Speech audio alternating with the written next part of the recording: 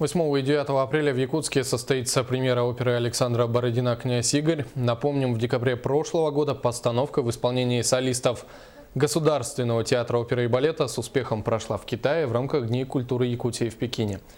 Режиссер спектакля Андрей Борисов в новой постановке «Князя Игоря» представил совершенно другой взгляд на драматургию произведения. Сегодня на сцене театра начались репетиции оперы.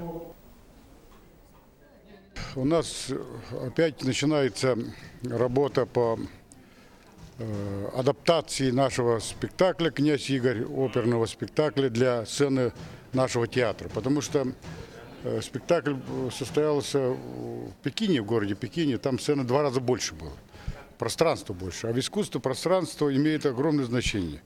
А так как декорации сделаны для большой сцены, то мы сейчас адаптируем этот спектакль для нашей сцены. Поэтому почти как бы заново ставится спектакль.